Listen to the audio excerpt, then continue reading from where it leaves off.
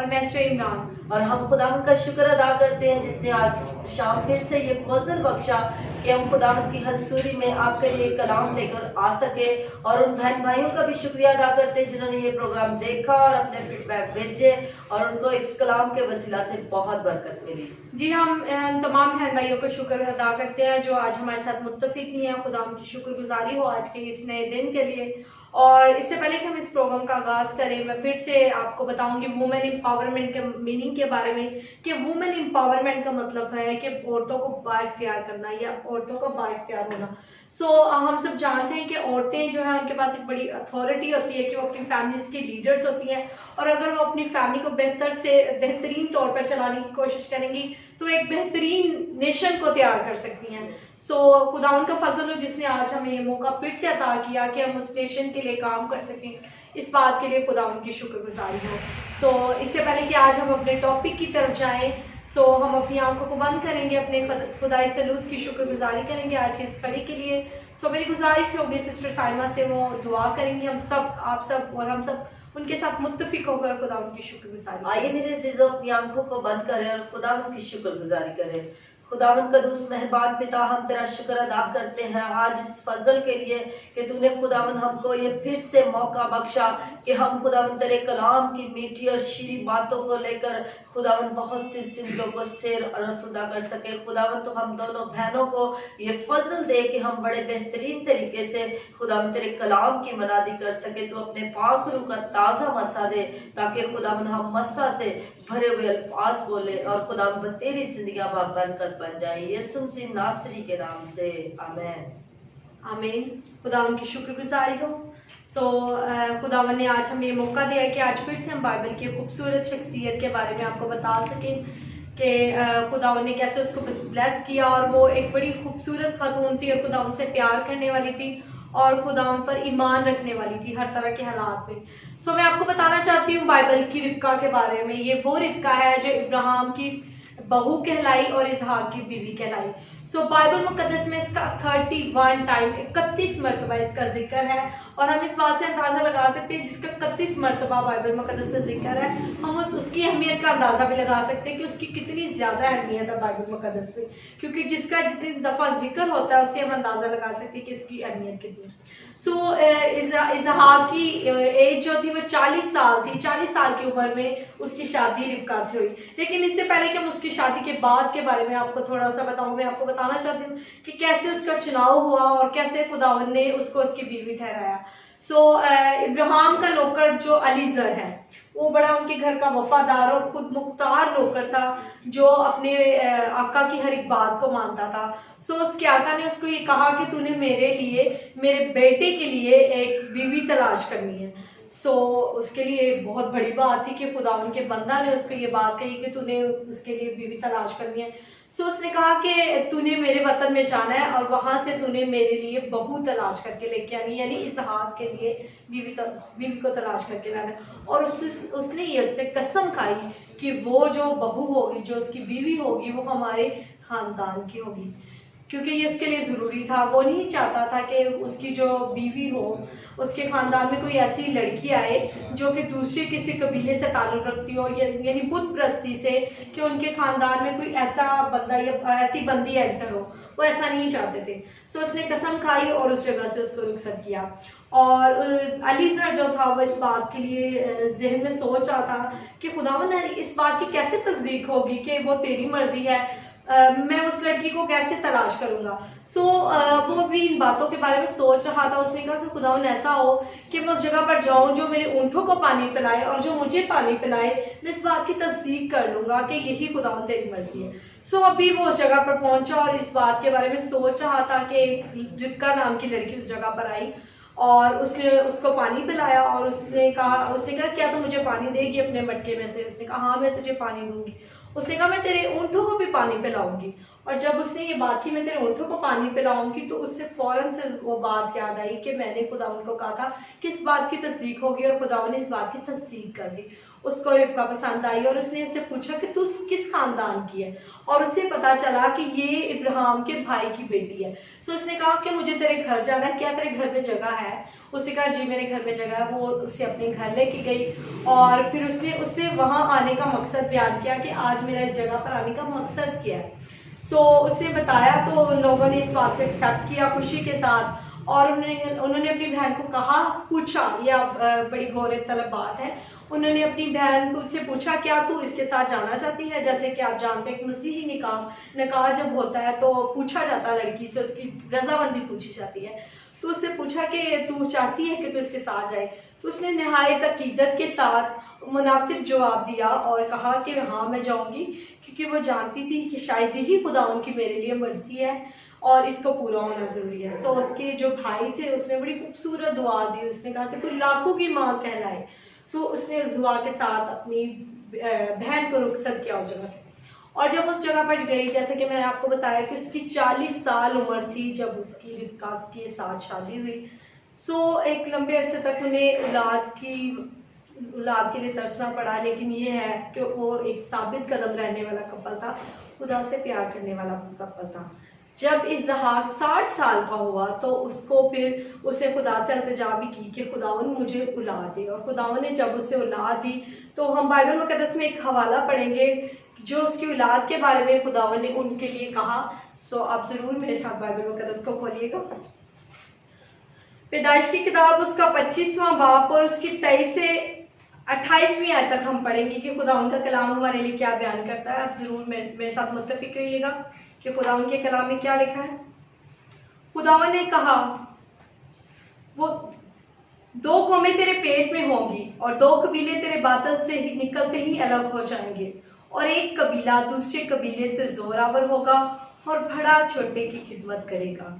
यानी छोटा बड़े की खिदमत करेगा। इस हवाले को लेकर हम आगे नए अहदनामा में भी देखेंगे इसी रेफरेंस का हवाला। सो आप मेरे साथ निकालिएगा रोमियो उसका 9वां बाब और उसकी 11वीं आयत। सो ज़रूर जिनके पास बाइबल मुकद्दस है वो ज़रूर इस हवाले को नोट कीजिएगा। खुदा के कलाम में लिखा है, और अभी तक ना तो लड़के पैदा हुए थे और ना उन्होंने नेकी या बदी की थी कि उनसे कहा गया कि बड़ा छोटे की खिदमत करेगा। ये मैंने अभी आपके सामने 11वीं आयत पढ़ी, इसी के साथ मैं 13वीं आयत को भी पढ़ूंगी। लिखा है, चिनाचे लिखा है कि मैंने यकूब से तो मोहब्बत की मगर ईसू से नफरत। ये यहाँ बात हो रही है यकूब और ईसू, ये दोनों उसके बेटे कहलाए, रिबका के और इसहाक के बेटे कहलाए। और यकूब जो था वो बड़ा सादा मजाज शख्स था और खुदा से प्यार करने वाला था, और उसकी ये डिज़ायर थी कि खुदा मुझे रूहानी नेमतें अता करे। लेकिन जो ईसू था वो शिकार करने वाला शख्स था और शिकार में बड़ा माहिर था। और जैसे मैंने यकूब के बारे में बताया, यकूब उससे प्यार करता था, यीशु से बड़ा प्यार करता था क्योंकि वो उसके शिकार का गोश्त खाता था। इससे पहले कि हम इनके बारे में और बात करें, मैं आपसे कुछ बातें शेयर करना चाहती हूँ पेलोठे के हक के बारे में। पेलोठा जो होता है उसका बाइबल मुकद्दस में उसका बड़ा नाम है, और उसकी अथॉरिटी के बारे में कुछ बातें मैं आपसे बयान करूँगी। पेलोठे के हक के बारे में, जो एक पेलोठा शख्स होता था उसके बारे में यह कि रूहानी क़यादत और ख़ानदान का सरबराह कहा जाता था पेलोठे शख्स को, और मिराज का दुगना हिस्सा उसको मिलता था। बाइबल मुकद्दस में ये यहूदियों का रवाज था। और अहद की बरकत को हासिल करना जिसका खुदावन ने इब्राहिम इसहाक से वादा किया था, वो सारी अहद की जो बरकत थी वो पेलोठे के हक में होती थी। जैसे कि मैंने आपको बताया कि बाइबल मुकद्दस में लिखा उन दोनों नेशंस की बात हो रही है कि ईसू जो था वो अदूमी नस्ल कहलाया और यकूब जो है वो इस्राएली नस्ल कहलाया।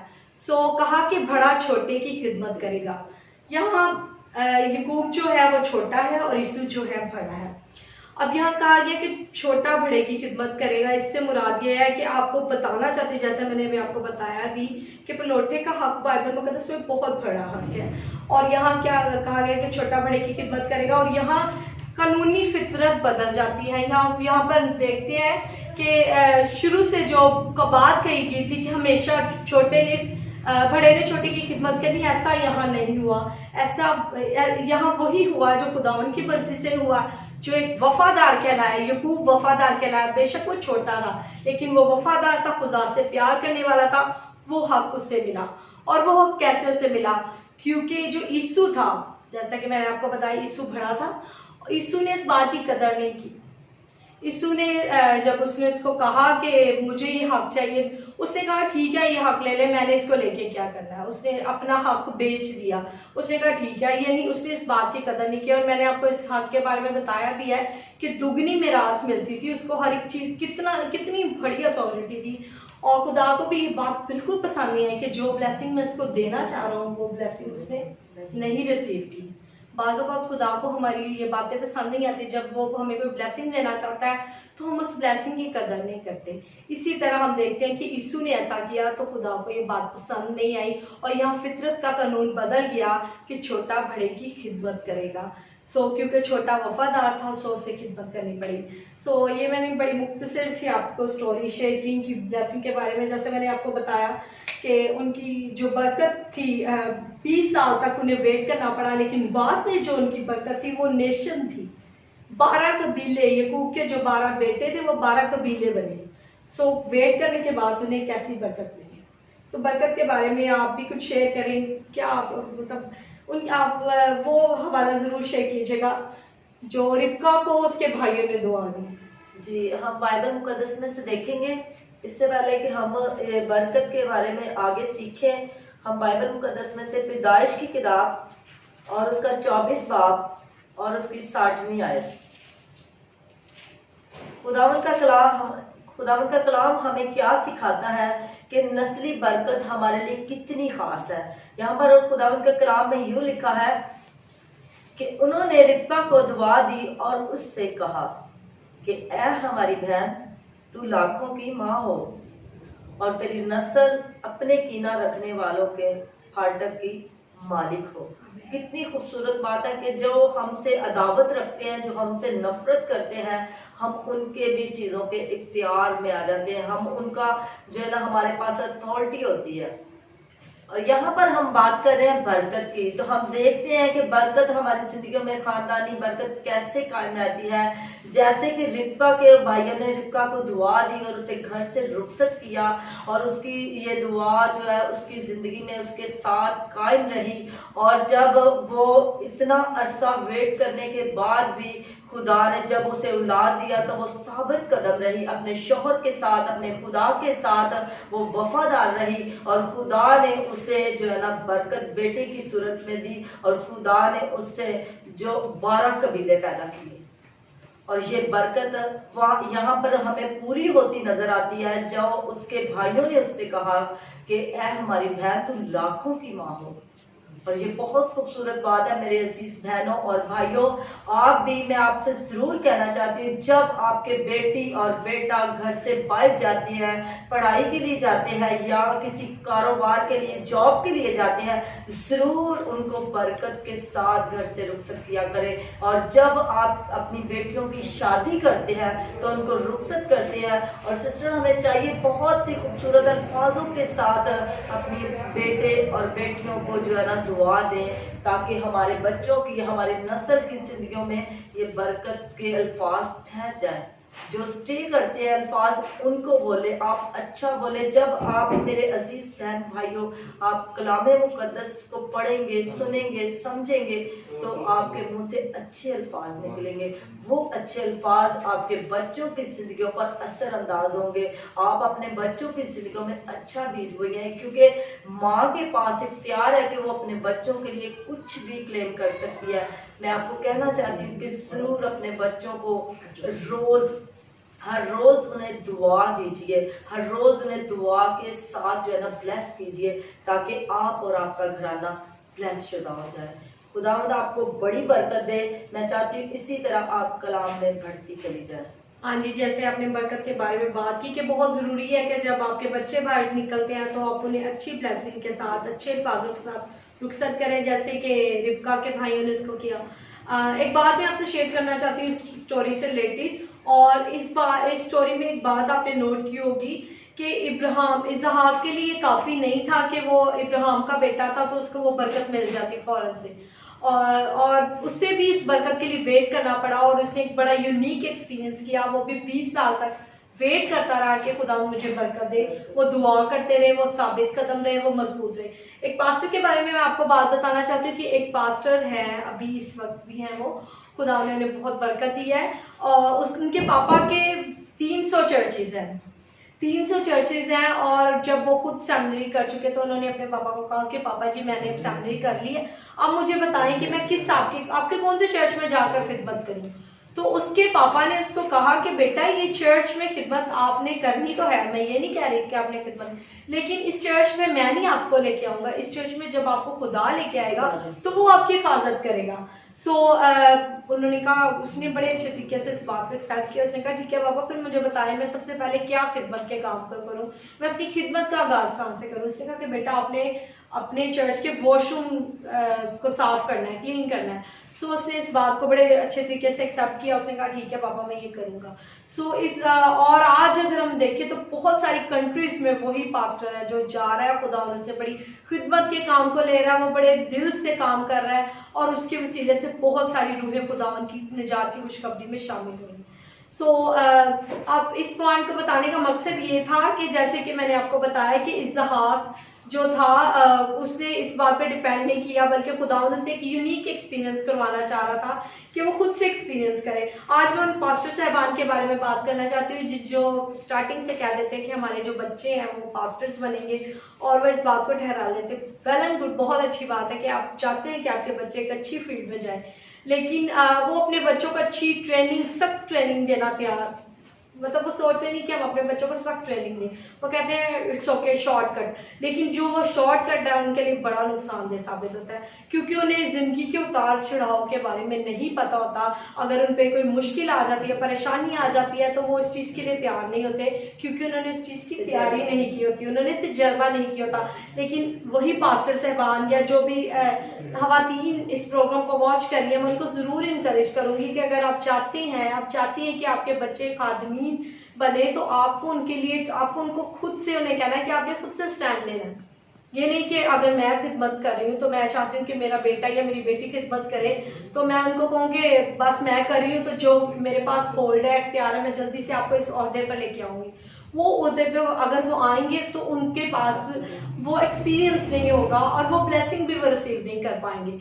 इसी तरह हम देखते हैं इसहाक और इब्राहिम के बारे में, बड़ी खूबसूरत एग्जाम्पल हमारे सामने है कि खुदावन ने उसके लिए काफ़ी नहीं था कि वो उसका बेटा था, बल्कि उससे खुद से एक्सपीरियंस करवाया और खुदा ने उससे ब्लेस किया। और हम देखते हैं बाद में उसकी बरकत कैसे कंटिन्यू रही। ज़रूर पास्टर साहबान और खवातीन इस बात पे गौर फिक्र कीजिएगा कि ज़रूर अगर आप चाहते हैं आपकी बच्चे खिदमत करें तो आप ज़रूर उनको इसके लिए तैयार करें, उनकी कान छान करें, उन्हें अगर सख्ती से भी उनकी खिदमत करनी पड़े तो आप करें, क्योंकि बाद में आप उसका अच्छा रिजल्ट देखेंगे। जैसे कि हम देखते हैं कि खुदावंद ने कितनी ज़्यादा बरकत दी उसको, इसहाक को। बहुत अच्छी स्टोरी थी, बहुत खूबसूरत स्टोरी, जिसमें हमने बहुत सारे पॉजिटिव पॉइंट्स देखे कि खुदावंद इस स्टोरी के वसीले से हमें बाबरकत ठहराना चाह रहा था, और इस बात के लिए खुदावंद की शुक्रगुजारी हो। जब हमने इस स्टोरी को आपस में डिस्कशन की और तैयारी इसकी की तो हमें पर्सनली तौर पर बहुत बरकत मिली। खुदा ने हमें बहुत ब्लेस किया, क्योंकि ये बहुत ज़रूरी है कि हम इस बात को बखूबी जानते हैं कि खुदावंद का कलाम जिस भी रूप में आता है वो असर दिखाता है। अब ये वक्त है कि हम इस प्रोग्राम के एंडिंग मोमेंट्स में हम पहुंच चुके हैं। खुदावंद की शुक्रगुजारी हो आज के सारे दिन के लिए कि खुदावंद हमारे साथ रहा, और यकीनन आप लोगों ने भी इस प्रोग्राम के वसीले से बरकत पाई होगी। खुदावंद आप सबको बहुत ज़्यादा बरकत दे। ज़रूर इस प्रोग्राम को देखते रहिए, खुदावंद आपके साथ हो। God bless you. Thank you so much.